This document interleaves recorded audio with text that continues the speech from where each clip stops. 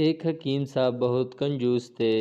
اس کی کنجوست کا یہ عالم تھا کہ 2 ماہ تک اس کے گھر میں مسلسل دال پکتی رہی اور کبھی گوشت نہ پکایا۔ بیوی نے گوشت کی فرمائش کی تو صبح سویرے گھر سے گوشت خریدنے کے لیے نکلے۔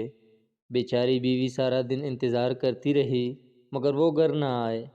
آدھی رات کو گھر میں داخل ہوئے جبکہ اس کی بیوی سو چکی تھی۔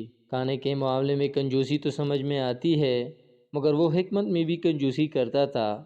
آج تک اس کا کوئی شاگرد نہیں تھا کیونکہ وہ کسی کو اپنا علم نہیں بتاتا تھا۔ جو مریض بھی اس کے دواخانے آتے تو دوائی دینے میں بھی کنجوسی کرتے تھے۔ ایک ہفتے کی دوائی 2 دن میں ہی ختم ہو جاتی تھی مگر پیسے پوری وصول کرتے تھے۔ حکیم صاحب کے ایک دوست نے اسے سمجھایا کہ حکیم صاحب، اللہ نے آپ کو اتنی مال و دولت سے نوازا ہے، کم از کم اپنے مریضوں کے علاج میں تو کنجوسی سے پرہیز کریں۔ حکیم صاحب نے دوست سے کہا، کنجوسی میرے خون میں شامل ہو چکی ہے، میں اپنی اس خصلت سے باز نہیں آ سکتا۔ حکیم کے دواخانے سے سامنے ایک خاتون گزرتی تھی جو ایک اسکول میں پڑھاتی تھی۔ حکیم صاحب کو وہ عورت بہت پسند تھی۔ وہ دل ہی دل میں دعا کیا کرتے کہ کاش کبھی یہ محترمہ میرے دواخانے تشریف لے آئے تاکہ میں اس سے اپنے دل کا حال بیان کر سکوں، مگر کئی ماہ تک حکیم کی یہ خواہش پوری نہ ہو سکی۔ حکیم سوچتا تھا کہ آخر یہ محترمہ کیا کھاتی ہے جس کو کبھی زکام تک نہیں ہوا۔ پھر کافی عرصہ گزر جانے کے بعد حکیم سے مزید برداشت نہ ہوا اور اس نے کسی عورت کے ذریعے اس لڑکی کے نام ایک پیغام بھیجا کہ میں آپ کو بہت پسند کرتا ہوں اور آپ سے شادی کرنا چاہتا ہوں۔ لڑکی نے بھی حکیم کے نام جوابی خط لکھا کہ آپ بھی مجھے اچھے لگتے ہیں مگر شادی زندگی بھر ساتھ نبھانے کا عمل ہوتا ہے، اس لیے میں آپ کو سمجھے بغیر آپ سے شادی نہیں کر سکتی اور آپ کو سمجھنے کے لیے آپ سے ملاقات بہت ضروری ہے۔ حکیم نے خط لکھا کہ میں بھی آپ سے ملنا چاہتا ہوں، آپ علاج کے بہانے میرے دواخانے تشریف لے آنا، یوں ہماری ملاقات ہو جائے گی۔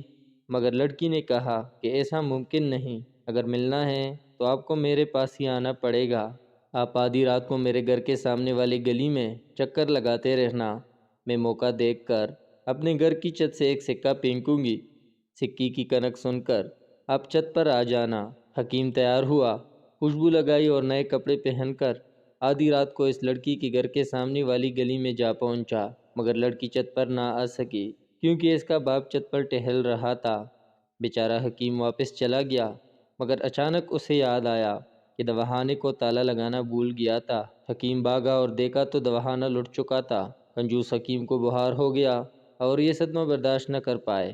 اس نے قرض لے کر دوبارہ دیسی ادویات کا سامان خریدا مگر وہ کافی عرصہ اس صدمے سے باہر نہ آ سکے۔